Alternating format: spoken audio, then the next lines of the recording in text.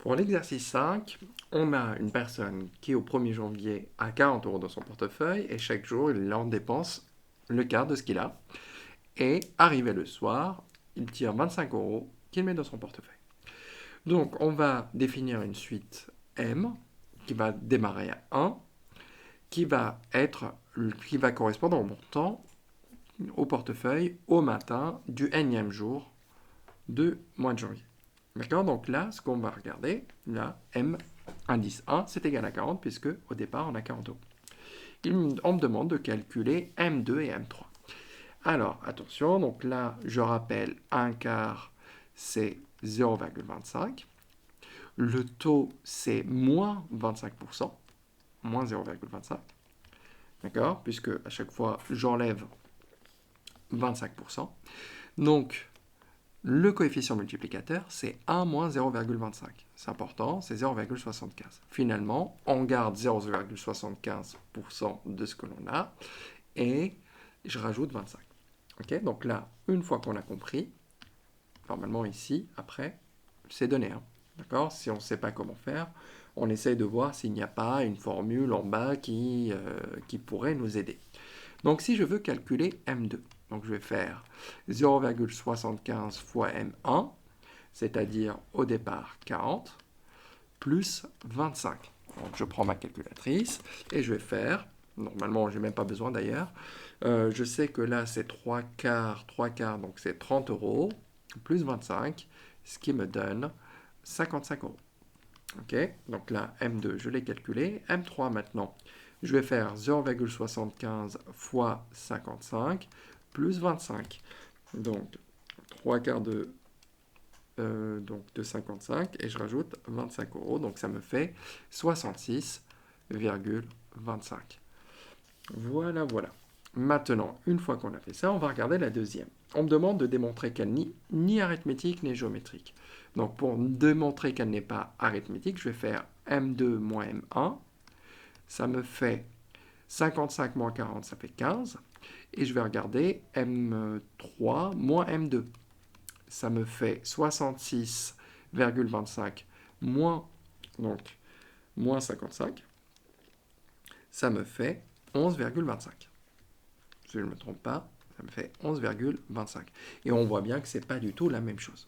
D'accord? Donc là, hop, ce n'est pas la même chose. Donc la suite n'est pas arithmétique.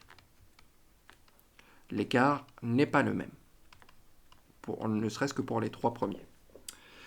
Alors maintenant, pour démontrer qu'elle n'est pas géométrique, M2 sur M1, je vais regarder le quotient de M2 par M1. Donc ça me fait 55 sur 40, que je compare ça avec M3 sur M2, qui est égal, lui, à 66,25 par 55. Bon, on voit bien que là, si je fais 40 fois 66,25 divisé par 55, je ne vais pas trouver 55. Je vais trouver 48, quelque chose. Donc là, si je fais le produit en croix, je ne vais pas trouver la même chose. Donc ce n'est pas égal. Par conséquent, la suite n'est pas géométrique. La suite n'est pas géométrique. Maintenant, le petit 3, expliquer pourquoi on a cette chose-là. Expliquer cette chose. Donc, si l'on dépense un quart, il reste 3 quarts, qui est égal à 0,75. À quoi s'ajoute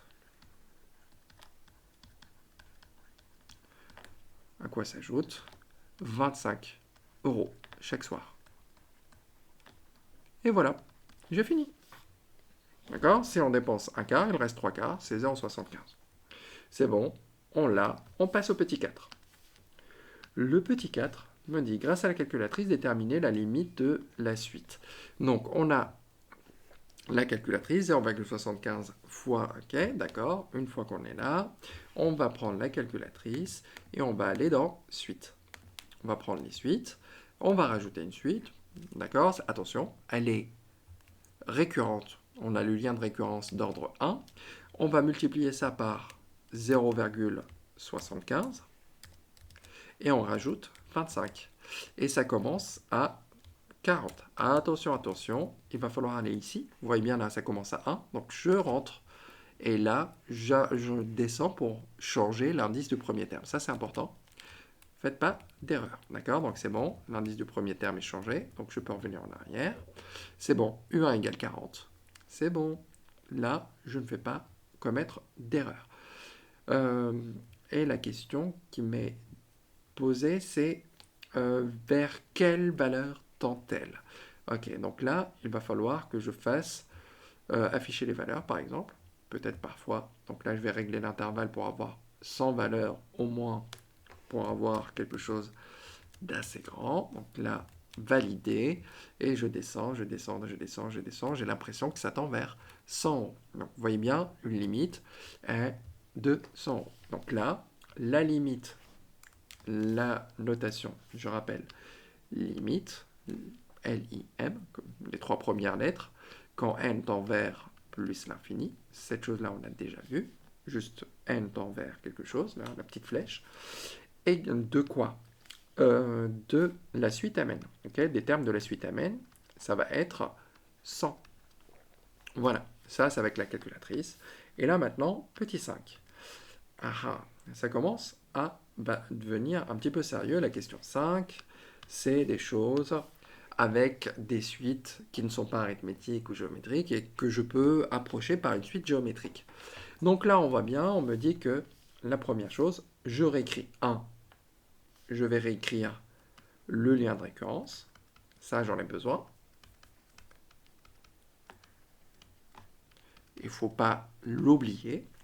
Je vais écrire cette chose-là. UN égale MN moins 100.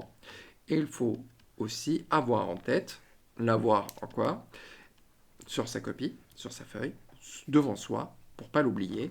Donc, qu'est-ce qui se passe si j'enlève 100 pour passer de MN à UN? Donc là, je vais rajouter 100 à UN. D'accord? Donc, je passe le 100 de l'autre côté, vous voyez bien. Donc, ça va faire plus 100. Je rajoute 100 des deux côtés. Je me retrouve avec ça. Ça, c'est important après pour la démonstration. On veut démontrer qu'elle est géométrique. Démontrer. Ok? Là, ce que l'on va faire, donc pour tout entier,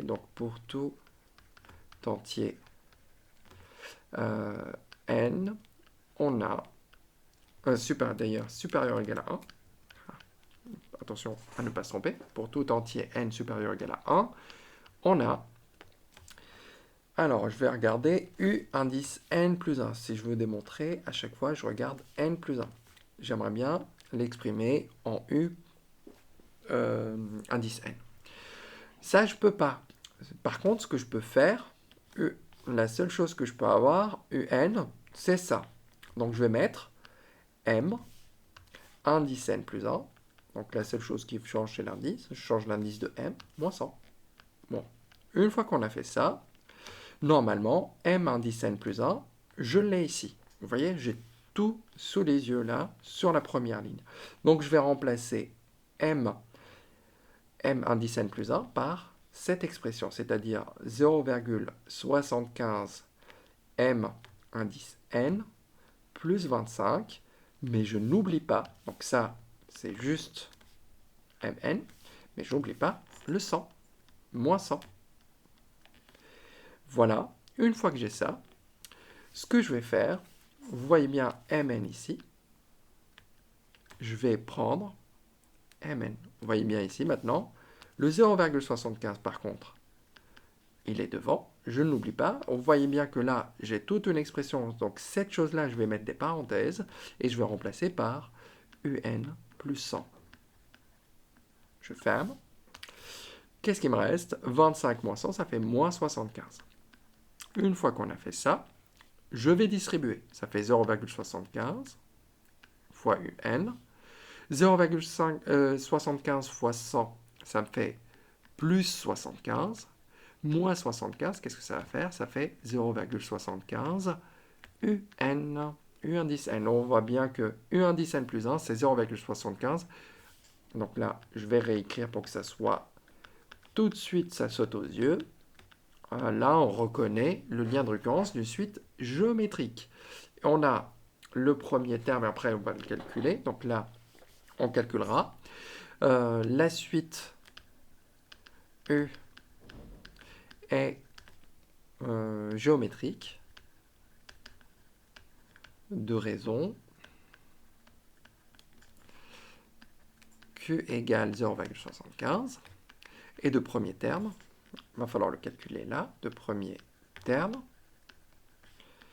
U1 égale, donc je sais que ça commence à 1, attention à ça, donc là c'est M1 moins 100, donc c'est-à-dire 40 moins 100.